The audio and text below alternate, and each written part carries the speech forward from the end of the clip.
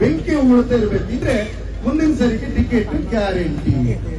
ಈ ticket guarantee ಸ್ಕೀಮಿನ ಕಾರಣಕ್ಕಾಗಿ ಯಶ್ಪಾಲ್ ಅವರು ಮೊನ್ನೆ ಮಾತಾಡಿದ್ರು. ಆ ಬಿಜೆಪಿಯ ತುಂಬಾ ಜನ ಸ್ನೇಹಿತರನ್ನ ನಾನು ಕೇಳಿದೆ, ಅವ್ರ ಹೆಸರು ಹೇಳೋದು ಸರಿಯಾಗೋದು. ಅವ್ರು ಕೇಳಿದಾಗೆಲ್ಲ ಹೇಳಿದ್ರು, ಅವರ ಶಬ್ದ ನನ್ನ ಶಬ್ದ ಅಲ್ಲ, ಮರಳಿನ ಲೆಕ್ಕ ಪಾರ್ತೇವೆ.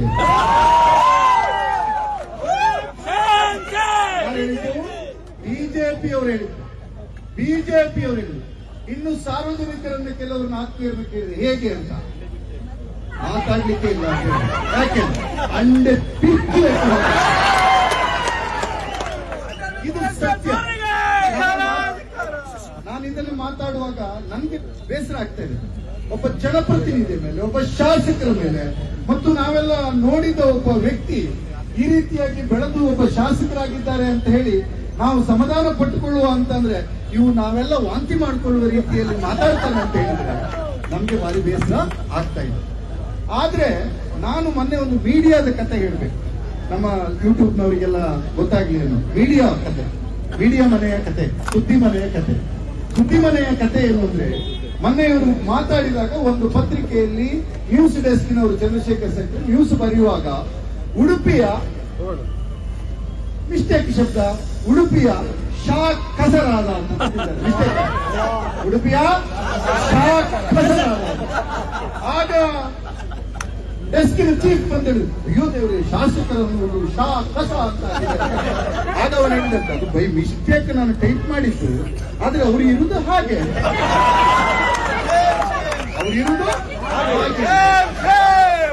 ಆತನಿಗೆ ಅವರಿಗೆ ನಾನು ಹೇಳ್ತೇನೆ, ನೀವು ಒಬ್ಬ ಶಾಸಕರು, ಯಾರ್ಯಾರು ಶಾಸಕರು ಈ ಉಡುಪಿಯ ಕ್ಷೇತ್ರಕ್ಕೆ, ಉಪೇಂದ್ರ ನಾಯಕರು, ಅಭಿನ್ ಅವರು, ನಮ್ಮ ತಾಯಿ ಮನೋರಮಾ ಮಧುರಾಜ್ ಅವರು, ಸಭಾಪತಿಯವರು, ಇವರದ್ದೇ ಪಕ್ಷದ VS ಆಚಾರ್ಯರು, ರಘುಪತಿ ಭಟ್ರು.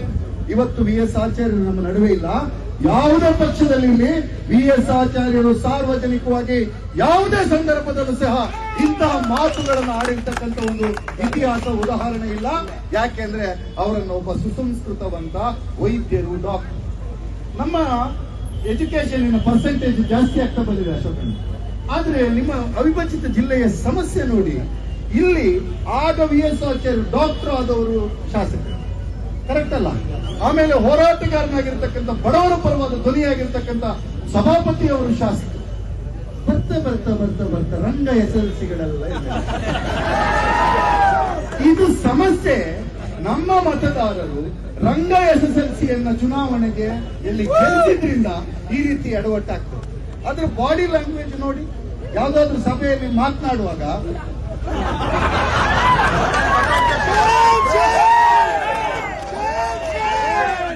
ಬಾಡಿ ಲ್ಯಾಂಗ್ವೇಜ್, ನಾನು ವಿಧಾನಸಭೆಯಲ್ಲಿ ಇವರು ಅಪರೂಪಕ್ಕೆ ಎತ್ತಿರ್ತಾರೆ, ಇಂಥದ್ದೇ ಅವರ ಅಂಡಪಿರಿಕೆ ವಿಚಾರ. ಆ ಎತ್ತಿದ್ದಾಗ ನೋಡು, ಈಗ ಯಾರಿಗೂ ಪಕ್ಕದಲ್ಲಿ ಕುತ್ತುತ್ತಾರ. ಬಾಡಿ ಲ್ಯಾಂಗ್ವೇಜ್ ಅನ್ನು ಸರಿ ಮಾಡ್ಕೊಳ್ಬೇಕು. ನೀವು ಗುಂಡಾದರ್ತಿಯ ನಿಮ್ಮ ಬಾಡಿ ಲ್ಯಾಂಗ್ವೇಜ್, ನಿಮ್ಮ ಲ್ಯಾಂಗ್ವೇಜ್, ನಾಲಿಗೆ ಎರಡೂ ಒಂದೇ ಆಗಿದೆ. ಒಂದೇ ಆಗಿದ್ರು ಸಹಿತ ಮೊನ್ನೆ ಬಿಜೆಪಿಯ ಸ್ನೇಹಿತರು ಹೇಳಿದ್ರು, ಅದಕ್ಕೆ ಮೇಲೆ ಮತ್ತು ನಾಲ್ಗಿಗೆ ಕನೆಕ್ಷನ್ ಇಲ್ಲ. ಅಲ್ಲ ಮನೆ, ನೀವೆಲ್ಲ ಸಭೆಯಲ್ಲಿದ್ದಾಗ ಯಾಕೆ ಹಾಗೆ ಮಾತಾಡಿದ್ರು ಅಂತಂದ್ರೆ, ಅಲ್ಲ, ಅದು ಸಭೆಯಲ್ಲಿ ಕಾರ್ಕಳದ ಸುನೀಲ್ ಕುಮಾರ್ ಮಾತಾಡಿದ್ದು ಸ್ವಲ್ಪ ಡಲ್ ಆಯ್ತು. ಈಗ ಅವ ಹೇಳಿದ್ರು, ಕಾರ್ಕಳದ ಸುನೀಲ್ ಯಾವತ್ತು ಉಗ್ರ ಭಾಷಣ ಮಾಡುವವರು ಮೊನ್ನೆ ಸ್ವಲ್ಪ ತಣ್ಣಗಾಗಿದ್ದಾರೆ. ತಣ್ಣಗಂದ್ರೆ ಉದಯ್ ಕುಮಾರ್ ಶೆಟ್ಟಿ ತಣ್ಣಗೆ ಮಾಡಿದ್ರು, ಅವರು ತಣ್ಣಗಾಗಿದ್ದಾರೆ. ಹಾಗಾಗಿ ನಮ್ದು ಸ್ವಲ್ಪ ಬೆಚ್ಚ ಓಡು ಅಂತ ಹೇಳಿ ಮಾತಾಡಿದ್ದಾರೆ.